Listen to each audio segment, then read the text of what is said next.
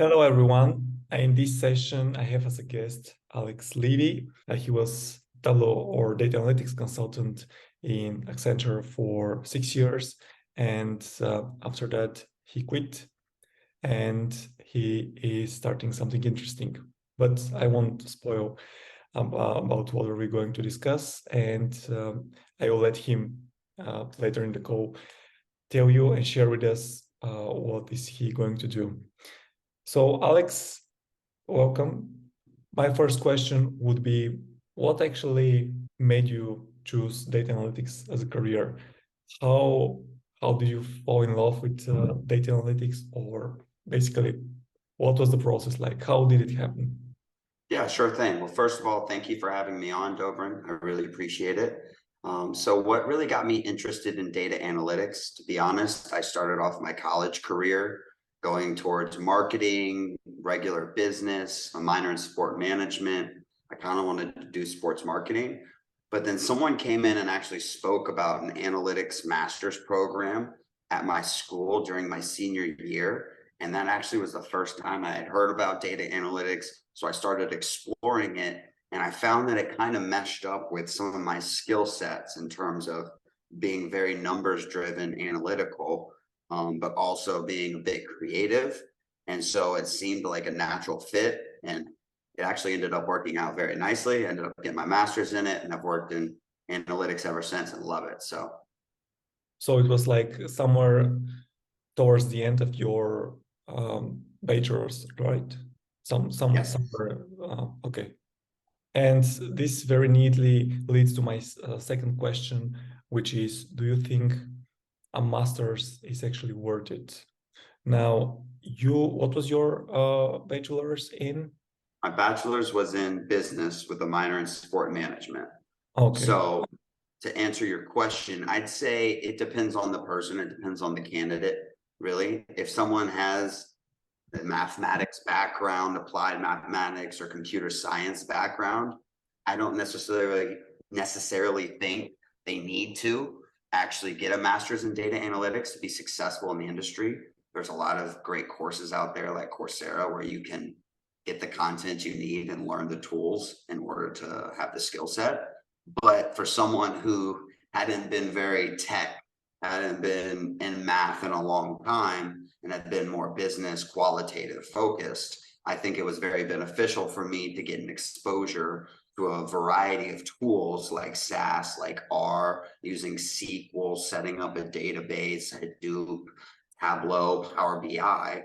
We got to use all these different tools and get a taste of them and figure out what was best for us. And in that regard, I do think it's beneficial. If you're kind of exploring what you want to do, you think this might be a path for you, but you don't know what area necessarily, it could be beneficial then to get the master's, yes. Okay. And is Accenture your first job right after the master's, or you did have something else before that? Yes. So during my master's program, they had different recruitment periods. It just so happened that the first recruitment period early on was consulting during the first semester. So naturally, you just kind of follow the crowd. You start applying to these jobs. Honestly, I went into my master's program with a little bit of a dream to do basketball analytics in the NBA. I'd been a manager for my college basketball team. I've always loved the sport. And so secretly I thought, okay, analytics might be my way in since I'm not a former player. But I ended up getting into the program and finding that I like the fast-paced lifestyle. I like to work on a lot of different things at once. And so it seemed like consulting would be a good fit. Just so happened to be the first recruitment period. And out of all the consulting companies, I'd say Accenture was the best fit in terms of their culture. I really enjoyed the culture, the people, really great people. I'm still friends with a lot of people I went to training with back in June of 2016. So almost 7 years later now, and we're still friends. We still talk all the time. So I will say there's a lot of great people there, which was a driving force. Yeah, and I think you already answered part of my next question, which is what is actually to work, what is like the work life in Accenture, and how do you like it? Yep, I'd say I started out in our federal practice, so it was a bit different than the typical Accenture that everyone else thinks of in the world. The federal practice is actually its own business, separate from the rest of Accenture.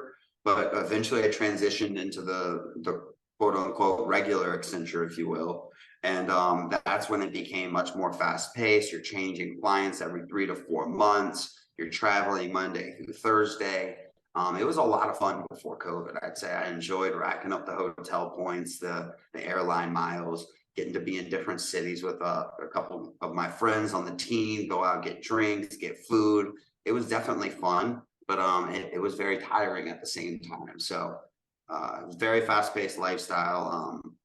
It's not for everybody, I would say, and it's not for everybody for the long term as well. There's a lot of attrition and a lot of turnover at Accenture because of that. People kind of make it 1 to 2 years. But yeah, I guess to answer your question, fast pace, you're traveling a lot, constantly learning new things, but it is a fun environment to be in, especially early in your career. And so how many days, let's say in a month, on a typical month, you expect to be in another state or city? About 16 to 18 days. So over 50% of the month I wasn't out. Yeah.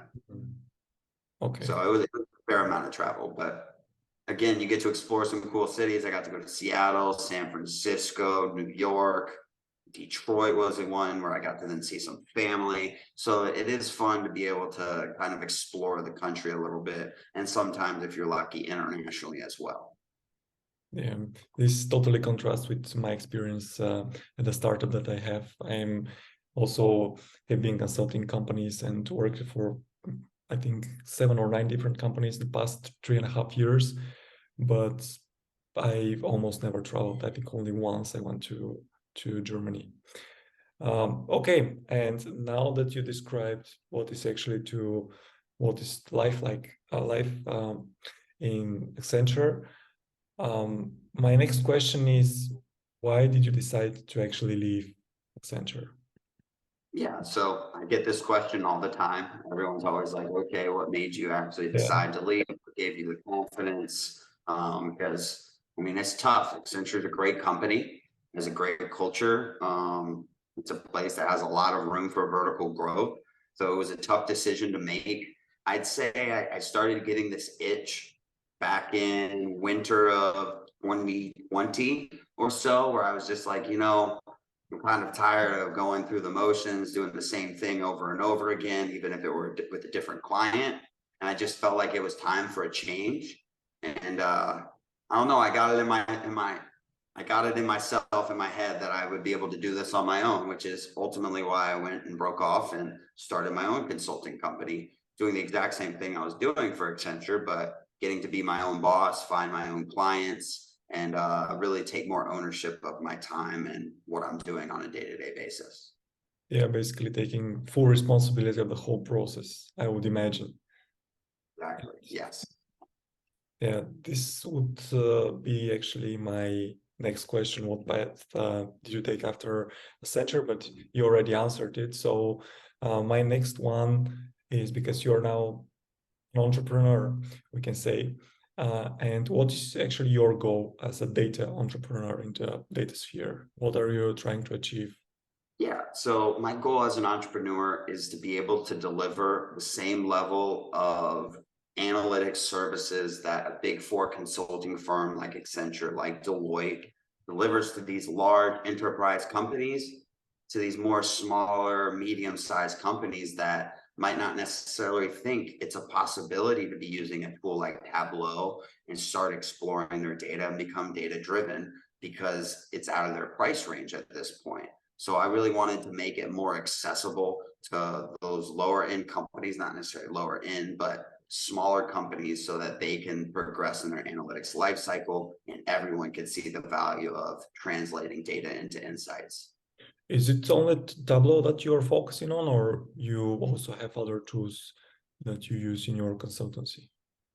So primarily during my time at Accenture, I focused in Tableau. I became a Tableau subject matter expert by the time I left. And so at the beginning of my business, that has been our focus. But we also have capabilities in terms of Microsoft Power BI. We're adding data architecture engineering with AWS, Azure, Google BigQuery, Snowflake. So we're expanding into the other powers, if you will, of the data analytics world. But as of right now, our bread and butter is definitely data visualization. Okay. And something that I think will be very useful for many of people that will be watching this. My question in general is, what advice would you give to aspiring or junior data analyst? And I would like to ask you to share one or two things that are, let's say, on the top level of your advice that you can give, that my audience and different data analysts, as I said, aspiring or junior data analysts, can use to jumpstart their career. But I want to ask you in a way that what you wish someone told you when you started. Yeah. Yep, definitely. So thinking back to when I started data analytics, and what I wish someone would have told me was, first of all, the importance of communication and presentation skills. I mean, it's one thing to be able to crunch a model. It's one thing to be able to build a dashboard or set up a data warehouse, but to be able to translate that to a normal business user and be that go-between, I think is super crucial in terms of taking that next step, going above being a data analyst and taking it to the next level of being in a manager position potentially. Another piece of advice I wish I had was be super active outside of your work. Don't think that just because you go into work and you're doing data analytics, you can very easily become outdated in this space if you check out in terms of going on LinkedIn and seeing what different tools people are using, publishing dashboards at Tableau Public, if that's what you're doing, getting involved on GitHub and sharing code with other people. Be engaged with the community, create a network of other data enthusiasts like yourself, so that, say, if anything does happen with your job, you have people that know your skill set, you can go call upon and are able to then maneuver and get another job, as well as have people to call upon if you have questions. I mean, I can't tell you how many times I've sat there at a dashboard question, and I'm, as of right now, a one-man shop, and now I go ask one of my friends that still works at Accenture. And so building that network of different people that have data skills will definitely help you in the long run as well. I think these are very, very useful advice. And if I would give advice, it would be basically the same. I would put the latter thing you said first, because if you are actually active on LinkedIn, if you connect to other, let's say, senior data analysts and so on, you'll learn maybe earlier in your career that you need to put focus on the first thing you said, communication. This is also something that I found, I think, in my second year or something like that in my data analytics journey, that communication is actually something very important. And after that, I focused more and more on that. And even now that I'm doing these interviews and talks with different people, I'm again focusing on that skill. So yeah, definitely be active. And let's say when you are active and you connect with other data analysts on LinkedIn or even offline, you will learn a lot earlier in your career so that you can grow faster. Okay, Alex, thank you very much for your time. How can people actually find you? Where are you active? I would guess LinkedIn. Yeah, so obviously LinkedIn, you can find me, search Levy Analytics Group, and you'll be able to find us, or you can find me on LinkedIn as well, Alex J. Levy, MSBA. But also go check out our website, www.levyanalytics.com. We're doing some really cool stuff. The team's always expanding. So if anyone's interested in getting involved, just want to reach out, get some advice or someone to talk to in this space, don't be a stranger. Feel free to reach out. Yes, and I would say you don't need to type anything anywhere. I will just put the links down in the description so you can go and check them out. With that said, thank you very much, Alex. And maybe see you on another video that we can make to share your progress as Levy Analytics grow. Yes, thank you for having me, Dobrin. I really appreciate it. Thank you. Take care. Have a great one. You too.